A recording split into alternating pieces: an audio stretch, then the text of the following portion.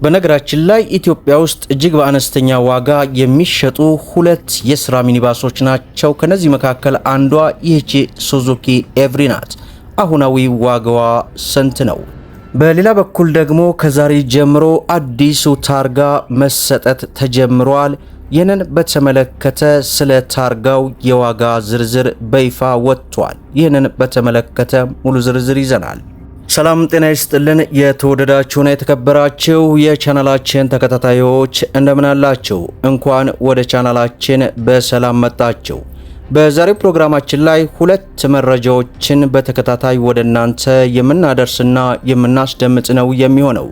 ከዚህ ጉዳይ ጋር ተያይዞ የመጀመሪያው መረጃም እንግዲህ መግቢያ ላይ እንዳያችሁት በሀገራችን ኢትዮጵያ እጅግ በጣም ተወዳጅና አነስተኛ ለስራ የምትሆነዋን የሱዙኪ ኤቭሪ አሁናዊ ዋጋ መረጃን ስራልን ባላችሁኝ መሰረት ለመሆኑ ይህች ተሽከርካሪ በአሁን ሰዓት ምን ያክል እየተሸጠች ነው? እንዲሁም ከዛሬ ጀምሮ ተግባራዊ የተደረገው አዲሱን ታርጋ በተመለከተ በዚህ ሰዓት እንግዲህ ሙሉ የታርጋው ዋጋ ዝርዝር ወጥቷል። የሁለቱን መረጃዎች አጠር አድርጌ ወደ እናንተ የማደርስ ይሆናል። ሁላችሁም ቪዲዮን ላይክ፣ ቻናሉ ደግሞ አዲስ ነው ሰብስክራይብ አድርጉት። በቀጥታ ወደ መረጃው እናምራ። እንግዲህ ክቡራን ተመልካቾቼ ከዛሬ ጀምሮ አዲሱ ታርጋ ተግባራዊ ሆኖ ብዙዎችን እያነጋገረ ይገኛል። በተለይ የዋጋው ሁኔታ ብዙዎችን እያነጋገረ ይገኛል። ይህንን በተመለከተ አጠር አድርጌ ወደ እናንተ በማስቀደም ላድርስ። በቪየና ኮንቬንሽን መሰረት ለኢትዮጵያ የተሰጠውን ዓለም አቀፍ የኢቲኤች ኮድ ያካተተው አዲሱ የተሽከርካሪ ሰሌዳ በአዲስ አበባ ከተማ አስተዳደር ከዛሬ ጀምሮ ተግባራዊ ተደርጎ መሰጠት መጀመሩ ይፋ ሆኗል። የአዲስ አበባ ከተማ አሽከርካሪና ተሽከርካሪ ፍቃድና ቁጥጥር ባለስልጣን ዋና ስራ አስኪያጅ አቶ ዘገየ ምናሉ እስካሁን እየተጠቀምንበት የቆየው ሰሌዳ ብዙ ጉድለቶች ያሉት ሲሆን ቶሎ ቶሎ የሚበላሽና ተመሳሳይ ምርትም ይሰራበት ነበር ነው ያሉት። አዲሱ ታርጋ ኢትዮጵያን የሚገልጽ ይዘቶች ያሉ ሲሆን አንድነትን የሚሰብክ ሰሌዳ እንዲሆን ነው የተሰራው። ሁለተኛ ተመሳሳይ ምርት እንዳይሰራ ተደርጎ የተሰራና ይህን አዲስ ታርጋ ለሚወስዱ የመደገፊያ ፓኬጅም የያዘ ነው ተብሏል። ሰሌዳው የራሱ ፊውቸሮች አሉት። ለሕግ ማስከበር የሚመች መኪና ላይ ወይንም ተሽከርካሪ ላይ መታሰር ብቻ ሳይሆን ምን አይነት ተሽከርካሪ ነው፣ የዚያ ተሽከርካሪ ባለቤቱ ማን ነው የሚሉትም ተካተዋል። ይህ ማለት ደግሞ የሆነ ጥፋት ያጠፋ ሰው በቀላሉ ሄዶ የሆነ ቦታ ሊደበቅ የሚችልበት እድሉ እጅግ በጣም ጠባብ ነው ተብሏል። የአሰራር ከግምት ውስጥ በማስገባት በየቀኑ የሚመዘገቡ መረጃዎችን በየሰከንዱ በአንድ ክሊክ ለማወቅ ብቻ የሚያስችል አዲስ ተሽከርካሪ በሁለት ክልል በድጋሚ እንዲመዘገብ ሲስተሙ ራሱ ብሎክ ያደርጋልም ተብሏል።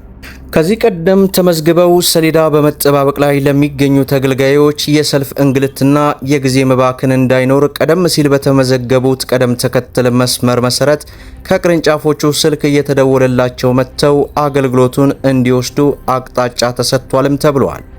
አዲሱ ታርጋን ለመውሰድ ከ1000 በላይ ሰዎች ተመዝግበዋል። በአንጻሩ ግን አንድ ሰው ብቻ ከ100 በላይ ተሽከርካሪዎች ሊነሩት ስለሚችል ተገልጋዮቹን አዲስ ታርጋ እንዲወስድ በሚወሰድላቸው የጊዜ ሰሌዳ መሰረት እየተደወለ ይነገራቸዋልም ተብሏል። በዚህም መሰረት የከተማና የሀገር አቋራጭ አውቶቡሶች፣ የአካል ጉዳተኞች ተሽከርካሪ፣ የመንግስት ተሽከርካሪ፣ ባለ 3 እግር ተሽከርካሪ የሰሌዳ ዋጋ ለነዳጅ 9400 ብር ሲሆን ለኤሌክትሪክና ተፈጥሮ ጋዝ ደግሞ 7100 ብር ታሪፍ ወጥቷልም ተብሏል። ለህዝብ ታክሲ ትራንስፖርት ለነዳጅ 11700 ብር፣ ለኤሌክትሪክ ደግሞ 9400 ብር ክፍያ ተቆርጦለታል። በከፍተኛው የዋጋ ተመን የተመደቡት የግል መገልገያ፣ የንግድ፣ የዲፕሎማቶች የእርዳታ ድርጅት፣ ዓለም አቀፍና አህጉር አቀፍ ድርጅቶች እንዲሁም የልዩ ተንቀሳቃሽ ተሽከርካሪዎች ሰሌዳ ሲሆን ለነዚህ ዘርፎች ለነዳጅ ታርጋ ዋጋው 56000 ብር፣ ለኤሌክትሪክና ተፈጥሮ ጋዝ ታርጋ ደግሞ 44500 ብር ተቆርጧል። በተጨማሪም የድንበር ተሻጋሪ የጭነት ትራንስፖርት ተሽከርካሪ የነዳጅ ሰሌዳ 28500 ብር፣ የኤሌክትሪክ ሰሌዳ ደግሞ 15200 ብር ታሪፍ ተቆርጦላቸዋል። ዝቅተኛ የዋጋ ተመን የተቆረጠላቸው ለባለ ሁለት እግር ሞተር ሳይክል ተሽከርካሪዎች ሲሆን ዋጋውም ለነዳጅ 4700 ብር እንዲሁም ለኤሌክትሪኮቹ 3550 ብር መሆኑን በዚህ ሰዓት እንግዲህ መግለጫው ወጥቶ አስነብቦናል። መግቢያ ላይ እንዳያችሁት እንግዲህ በሀገራችን ኢትዮጵያ እጅግ በአነስተኛ ዋጋ የሚመደቡት የስራ ሚኒባሶች መካከል ሱዙኪ ኢኮና ሱዙኪ ኤቭሪ ናቸው። በዛሬው ፕሮግራማችንም እንግዲህ የሱዙኪ ኤቭሪ አሁናዊ ዋጋ መረጃን በብዙዎቻችሁ ጥያቄ መሰረት ነው እንግዲህ ይዤላችሁ የቀረብኩት። እነዚህ ተሽከርካሪዎች አልፎ አልፎ የመሸጫ ቦታ ላይ እንግዲህ ቆመው ተመልክተናል። የሚጠሩበት ዋጋ ከቦታ ቦታ ልዩነት ቢኖራቸውም ከ1 ሚሊዮን 900 ሺህ ብር ጀምሮ ለገበያ መቅረባቸውን ተመልክተናል።